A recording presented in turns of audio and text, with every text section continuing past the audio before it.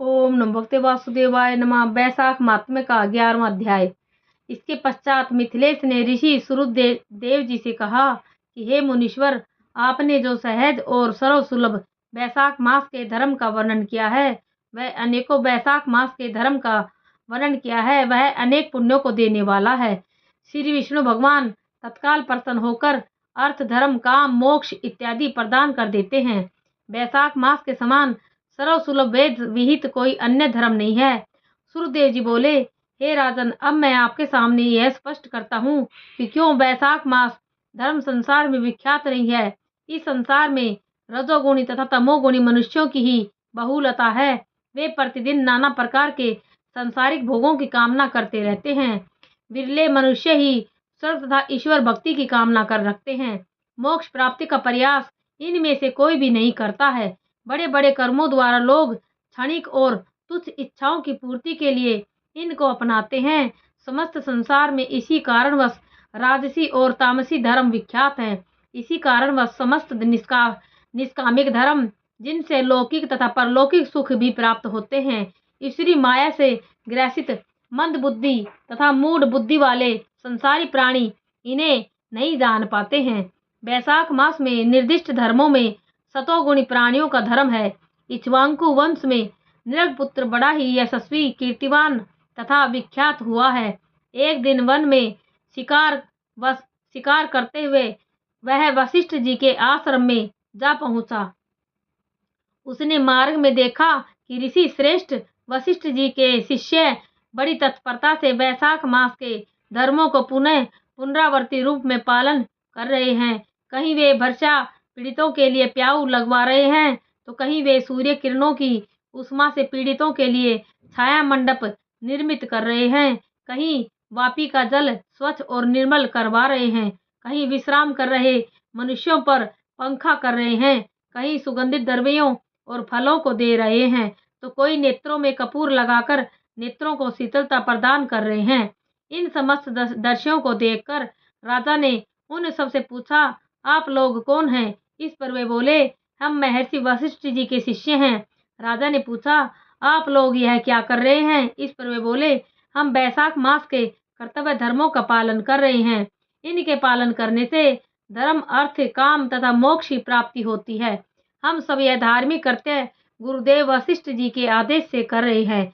यह सुनकर राजा ने पुनः प्रश्न किया, इन धर्मों के पालन करने से क्या पुण्य फल प्राप्त होता है तथा किस देवता की प्रसन्नता प्राप्त होती है? इस विषय में आपको जो कुछ भी ज्ञान है तथा जानकारी प्राप्त है, वह सब आप लोग मुझसे कहें।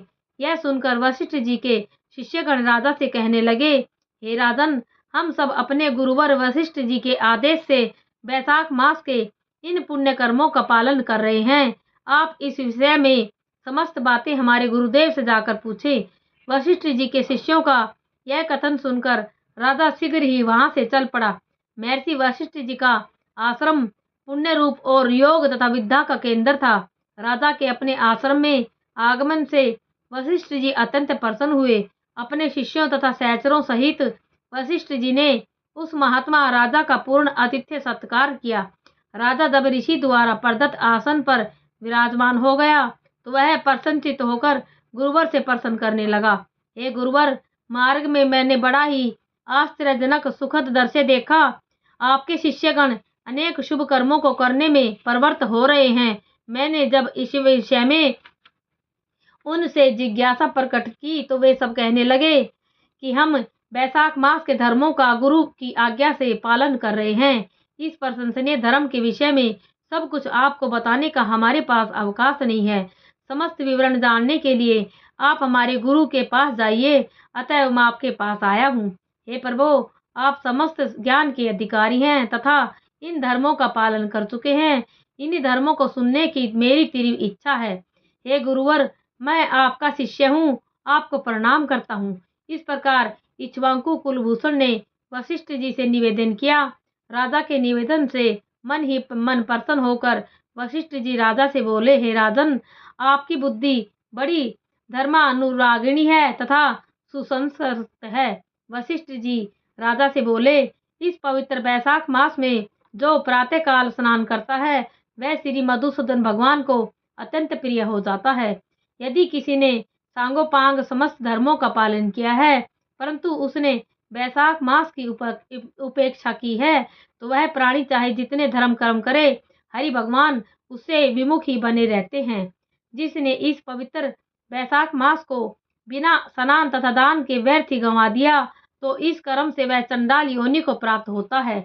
इस पावन वैशाख मास में जिसने निर्दिष्ट कर्मों का सर्वोत्कृष्ट धर्म के रूप में पालन किया है, भक्ति भाव से हरि भगवान की प्रार्थना की है, उसी से हरि भगवान प्रसन्न होते हैं तथा उसकी समस्त कामनाओं को पूर्ण करते हैं। लक्ष्मीश्वर भगवान जगन्नाथ समस्त पापों को नष्ट करने वाले हैं। वे अल्प मात्रा में ही धर्म का पालन करने से इस वैशाख मास में प्रसन्न हो जाते हैं। भक्ति भाव सहित विष्णु भगवान की पूजा समस्त कामनाओं को पूर्ण करने वाली है। हे राजन, इसी कामना से भगवान मधुसूदन में सदैव भक्ति रखनी चाहिए। भगवान जगन्नाथ की मात्र जल से ही पूजा करने पर वे इस प्रकार प्रसन्न होते हैं, जिस प्रकार भूषित मनुष्य जल प्राप्त होने पर प्रसन्न होता है। बड़े बड़े धार्मिक कर्तव्यों के पालन करने से स्वल्प मात्रा में धर्म फल प्राप्त होते हैं, किंतु वैशाख मास में इन छोटे छोटे धार्मिक कर्मों से बड़ा भारी पुण्य लाभ प्राप्त होता है। अतएव हे राजन, तुम अपने राज्य में जो वैशाख मास के धर्मों का पालन न करे, उसे अवश्य ही दंडित करो। इस प्रकार समस्त शास्त्रोक्त विधानों को स्पष्ट करके मैंने वैशाख मास के समस्त धर्मों को स्पष्ट कर दिया है। इन समस्त धर्मों को सुनकर तथा गुरु की पूजा करके राजा अपने राज्य में चला आया तथा समस्त धर्मों का भक्ति पूर्वक पालन करने लगा।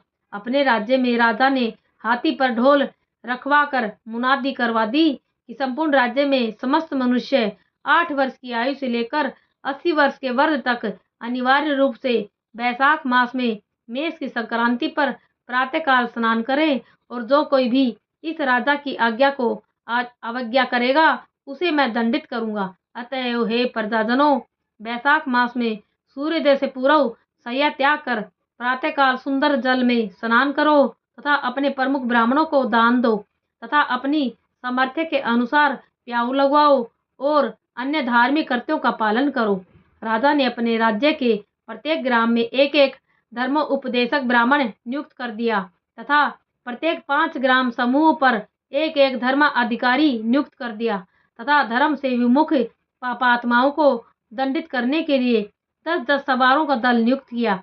इस प्रकार उस सार्वभौम सत्ता का संपन्न राजा के शासन द्वारा यह धर्म वृक्ष समस्त देशों में सविस्तार प्रसारित हो गया। इस प्रकार इस धर्मात्मा राजा की समस्त प्रजा धर्म मार्ग की पूर्ण अनुयायी हो गई। राज्य में अब जो भी मनुष्य मृत्यु को प्राप्त होते थे, उन्हें सीधे श्री विष्णु लोक प्राप्त होता था।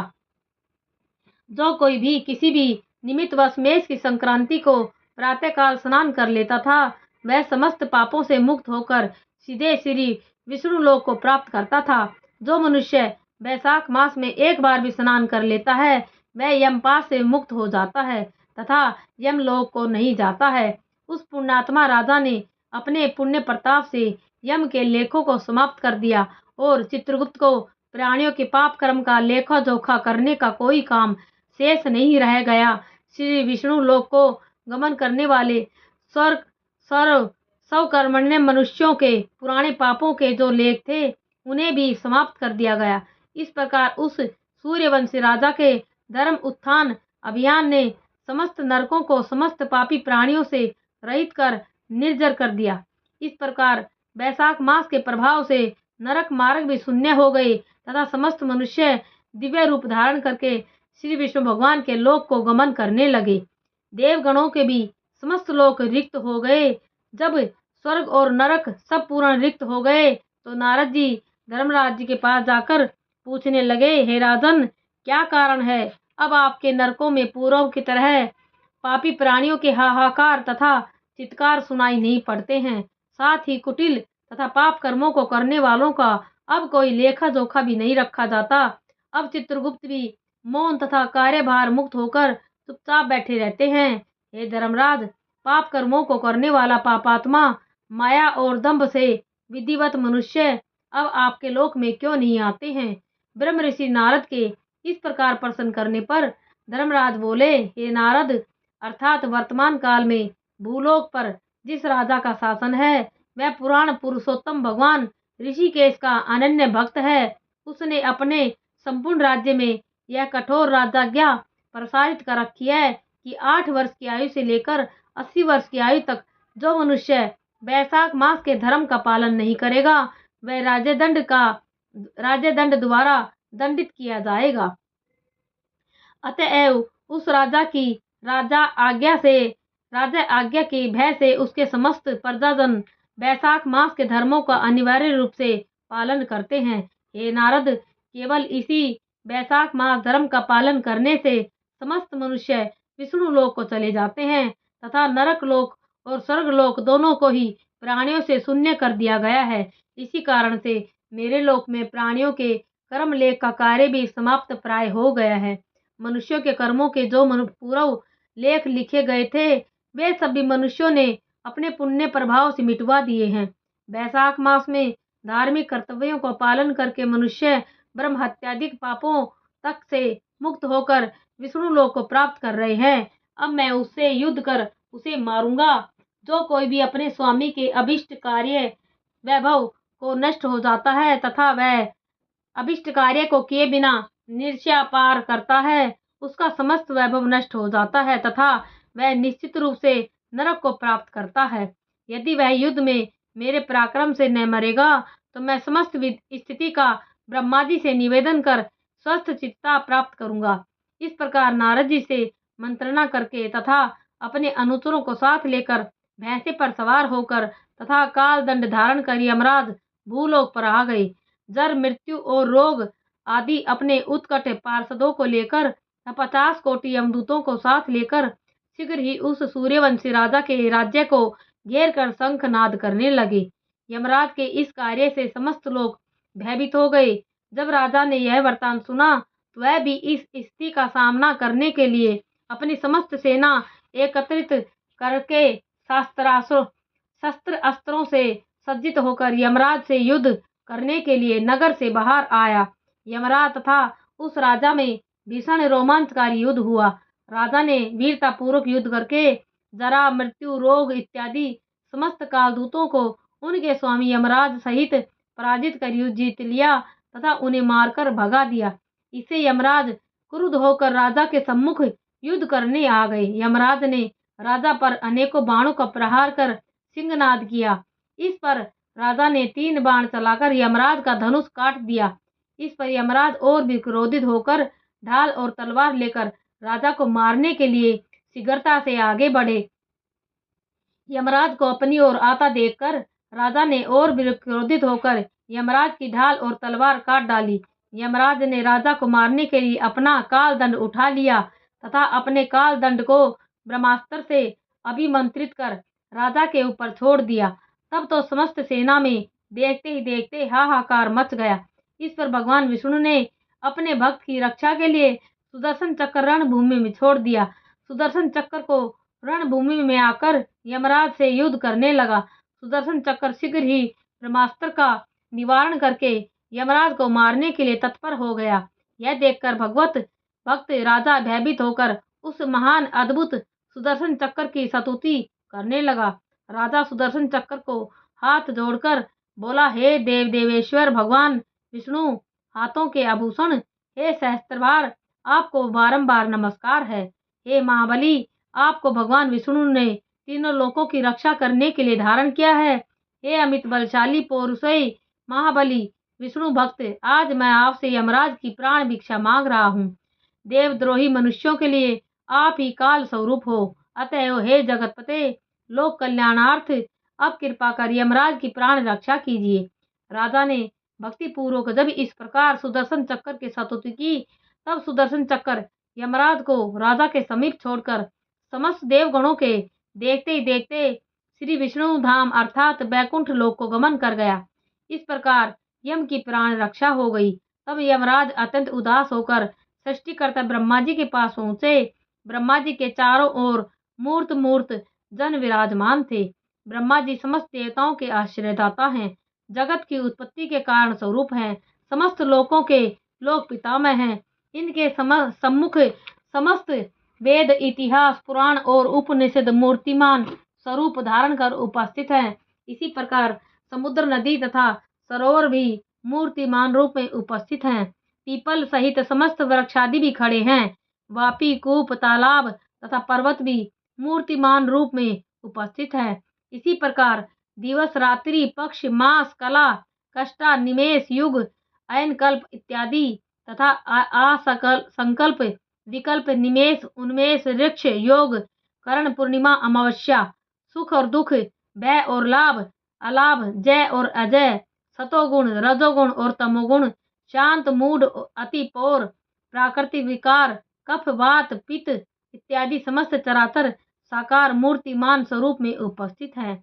इन सब के बीच में सर झुकाए मंथर गति से आते हुए यमराज ऐसे प्रतीत हुए जैसे कोई लाजवंती कुलवधू नीची दृष्टि कर पृथ्वी की ओर देखती है।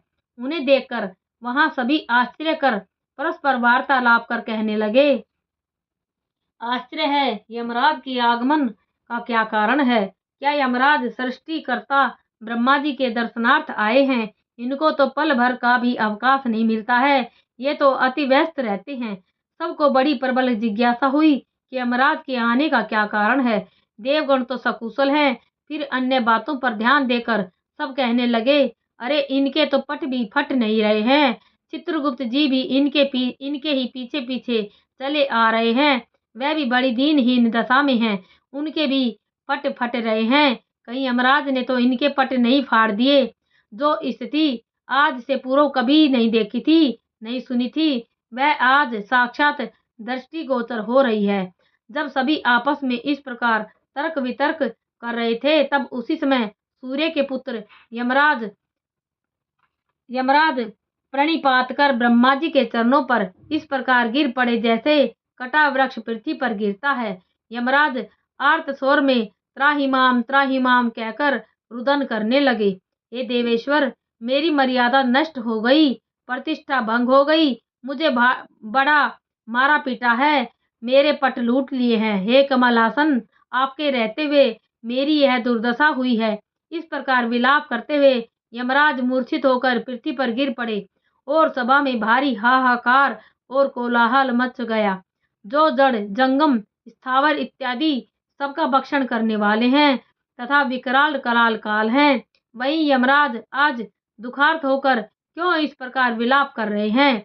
तभी पवन ने ब्रह्मा जी के परामर्श पर सबकी वाणी अवरुद्ध कर दी।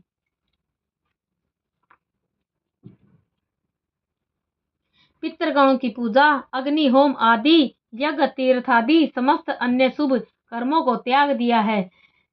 योग, सांख्य, प्राणायाम, ध्यान इत्यादि सब त्याग कर दिए हैं। हवन, स्वाध्याय इत्यादि अनेकों प्रकार के पाप कर्म भी करके भी वैशाख मास के धर्मों का पालन करने के पुण्य प्रताप से सभी प्राणी अपने समस्त पापों के भोग से मुक्त होकर श्री विष्णु लोक को गमन कर जाते हैं।